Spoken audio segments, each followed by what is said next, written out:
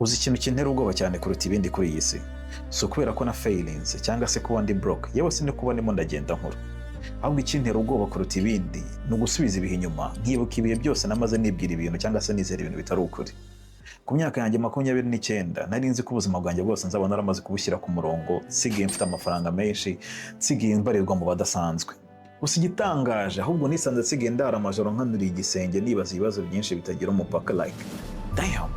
Kuki nta muntu wigeze ambwira yuko ubuzima ari uguhumbya no guhumbura completely ukisanga mu yindi si ibigeragezo bitandukanye. Ugifite imyaka 20 uba wibwira uti ndacyafite igihe, then out of nowhere wisanga umaze kugira imyaka 30 ugatangira kwibaza y'imyaka yose yaba yaragiye nta n'ikintu kizima gifatika wagezeho, bikagucanga. Ikibi kurenzaho noneho nuko hari amasomo wiga ariko n'ubundi byaramaze kurenga igihe nta garuro gifite. So muri iyi video rero ngiye kubabwira ibintu bitanu bikubiyemo ugomba kumenya niba imyaka yawe 20 kuzamura igihe kitaragucika bisanga mu banyagihombo. Ntago ari motivation ahubwo n'ubwoko bw'uburibwe butajya buvugaho cyane kandi bufite byinshi bwangiza. Hey, amazina yanjye nitwa Bex. Niba bisanze aha ngaha bwa mbere ngo hayi ikaze. Niba kandi wari uhasanzwe twishimiye kongera kuhabona. Nimwibagirwe kudusigira like cyangwa se ibitekerezo byanyu muri comment section kuko biradufasha cyane ni ingenzi. Reka dukomeze. Icyambere, time flies. Ku myaka 20 wumva umwaka ari ikintu kinini cyane ku buryo unasenga n'Imana ngo wihutisha.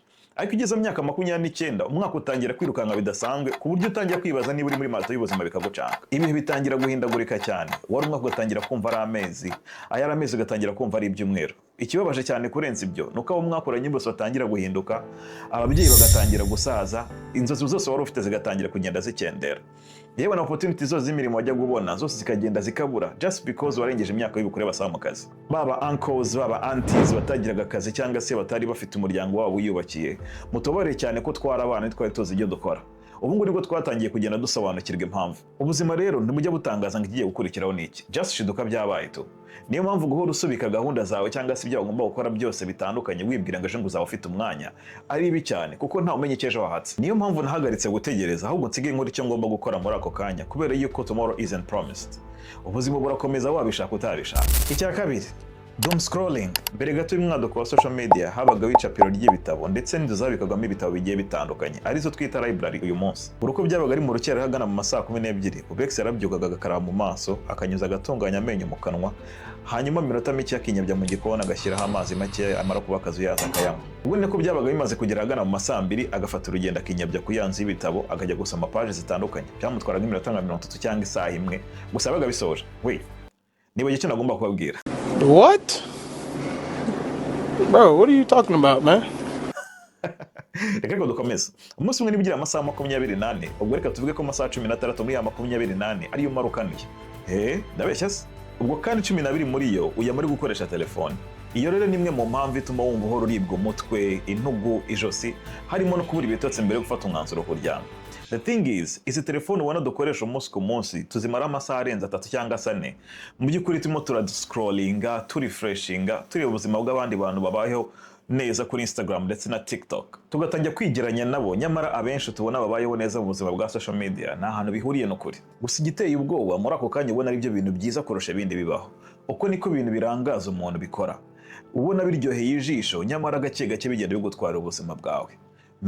Ubundi muhanga yaravuze ngo whatever controls your attention controls your life. Bimwe mu bihe byiza byatangiye kumba ubuzima bwanjye nuko natangiye kwiga kujya kure cyane yo kwisanga ndikoresha telefone umwanya munini. Not because mfite ibyo mpugiyemo ahubwo nuko natangiye kumva icyo umutima wanjye ndetse n'ibitekerezo bimbwira. Icya gatatu, nta muntu kwitayeho. Cyo no kirarenze. Listen, namaze hafi igice cy'ubuzima bwanjye nibaza icyo abantu bantekerezaho, nkatinya gukora ibintu umutima wanjye umbwira ngo ntaseba cyangwa se hakagira uncira urubanza. Natinya gupostinga video nk'izi ngizi nibaza ngo ise inshuti zanjye cyangwa se family barabitekerezaho iki. All because natinyaga kugaragara nk'umuntu udashobotse cyangwa se utatekereza kabiri mbere yo gukora. Until one day naje kwibwiza ukuri. Burya rero iyo mpuye n'umuntu rimwe mu buzima biba bibaye ubwo simba nzongera kugira andi hantu murira nawe cyangwa se kumutekerezaho ukundi. Kuko n'ubundi simba nitaye ku cyo nabonye akora. Nimunyumve nabi, ahubwo ikirenga muntu ariko duteye duhora turi busy buri wese yibaza icyo ari buze kurya cyangwa se ko ari buze kubaho muri rusange. Umwanya dufata twibaza ibibazo byinshi ngo baradutekereza gute, baradufata gute, bo mu masegonda 30 bamaze kubyibagirwa tayari. Kubera ko kuri ni buri wese afite intambara arimo aragwana nazo mu buzima bwe bwa buri munsi zidafite aho zihuriye nawe. Aho nabimenyeye rero sigiye nita kubimfitiye umumaro ku buzima bwanjye ku giti cyanjye kuko nibyo bifite agaciro. Natangiye kandi gukora izi content muri kubona kubera ko ubu nabyo biri mu bengeza.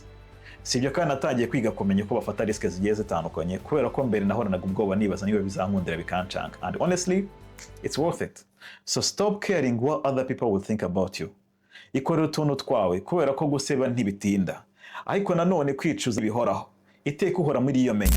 Icya kane, kugira discipline cyangwa se discipline muri rusange. Nkiri muto uko nabonaga abantu bazinduka bajya mu kazi, nahoraga iteka nibwira ko bari tayari kuhaboneka igihe cyose bamagaye ngo baze bakore.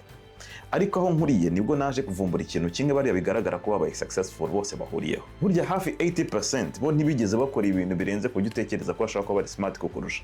Ahubwo bityo bakoze ni iki? Bo bakomeje gukora, bakora ikintu kimwe bakinamba, bagikora inshuro nyinshi ariko bishoboka. Mu gihe hari abandi bagira bagacika intege cyangwa se bakibwira ko hari igihe kizagira kazaba ari ready. Uzi ikintu batubeshya ariko ibirebeye mu ndeshije tusanga atari ukuri. No kwibwira ko ibyo dukora byose biva mu mbaraga zacu nk'abantu.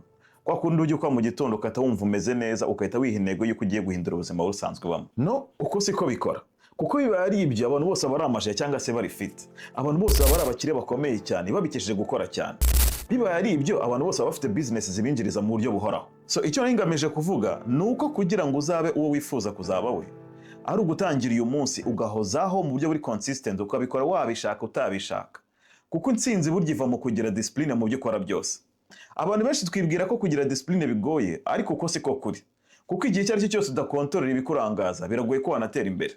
Urugero, uhere kuri telefone dukoresha 24/7, udashobora no kwifata ngo uyishyire byibura hasi amasaha 3 utari kuyikoresha nta kindi kintu urimo, atari ukwera ko umuriro washize, biragoye ko uzatera imbere. Urundi rugero, uhereye ku buryo wiyumva mu mubiri wawe ndetse n'ikigare duhora tugendana nacyo. Igihe cyari cyo cyose ufite gahunda ukazisubika ngo nzanzikorejo nzabanzikorejo, biragoye ko uzatera imbere kuko bo yirengagije gahunda zizakugira uwo uriwe in the future. So rero kutagira intego biri mu bitudindiza tukisanga imyaka yaratutwara. Icyanyuma nacyo cya gatanu, kutagira ubumenyi niga. Hari igihe najya nibagirwa igihe cyambaye mu myaka 3 ishize. Umunsi umwe narimo ndascrollinga kuri telefone yanjye, mbanguye kuri video y'uwo mujene. To all departing passengers of Cebu Pacific Air on flight number 5G150 bound for Hong Kong, please proceed to departure lobby for check-in. Once again, to all departing passengers of Cebu Pacific Air. Iyi video ubona imaze kurebwa n'abarenga miliyoni 98 z'abayirebye kuri Instagram. Now, niba ukurikirana imyidagaduro rusange yo mu Rwanda, usanga umuzi ku mazina yitwa The Train. So this guy, ubwo nigaga high school, twigaga hamwe, yari umuntu usanzwe nk'abandi ku buryo ndamutse mvuze yuko back then nawe ari gutekereza yuko ari kuzavamo tubona uyu munsi, ntabwo naba mbeshye. I'm sure kandi ko nawe atarabizi ko byashoboka. Look, I'm not jealous of him. Ahubwo, what I'm trying to say is, he built up himself by wearing different styles and takes the videos and posts it on social medias consistently for more than 6 years. Wow, ushobora kuba wumva ari utuntu tworoshye guhozaho, gusa trust me, nk'umuntu uzi uko bimera, ntabwo byamworoheye, by'umwihariko umuntu ukiri muto. None ubasigara umwe mu bantu barebwa cyane kuri Instagram ndetse n'abaye successful, abikesha ubumenyi bumwe. Fashion and patience. Now, imagine nawe uza kuba warafashe ikintu kimwe ukakimenya neza mu myaka 5 ishize. Let's say guhera muri 2021 ukagifata isaha imwe ku munsi. Mu mwaka umwe byari kuba amasaha 335. Mu myaka 5 byari kuba amasaha 1425. Muri 2026 wari kuba umuntu udasanzwe ufite ubumenyi wahisemo kandi wanagize success. Aha rero aho kugira ngo tubaze abantu ibanga bakoresheje, ahubwo tuhitamo kubajudginga tugira duti nta mahirwe yagize. No. Ahubwo kuri ni bari bafite izo zo kuzaba bari uyu munsi kandi bagize icyo babikoraho. Akaba niyo mpamvu tubona result. Nawe rero wabigeraho. It's not because bari smart kuturusha. Ahubwo kugira ubumenyi bumwe cyangwa se kugira ikintu kimwe focusinga ukagihozaho birita gukora ibintu byinshi imyaka myinshi, kuko nyuma y'igihe runaka wisanga mu nyagihombo. Tugana ku musozo, niba wakurikiranye video kugera aho tugera ahangaha kandi kababashe kugira uko igufungura mu bwonko, kanda like. Nibagirwa kunsigira igitekerezo cyawe muri comment kuko ni ingenzi cyane cyadufasha cyane kugira ibyo duhindura. So listen, ejo hazaza hari mu biganza byawe rero. I am not that smart kuba nkubwiye ibi muri iyi video, ahubwo nimwe mu nkuru z'ubuzima bwanjye nanyuzemo mu myaka 20 ishize. Birashoboka ko hari icyo byagufasha cyangwa ntibigire icyo bigufasha. Dore ubu gakwiye gutangira kuba wibaza uti, ese koko hari umenye mfite buzangirira akamaro? Ese nyine gukomeza gutakaza igihe? Ese nyine gukomeza gukora ibintu byinshi bitandukanye cyangwa nyine gufocusinga ku kintu kimwe? Ahasigaye nahawe rero.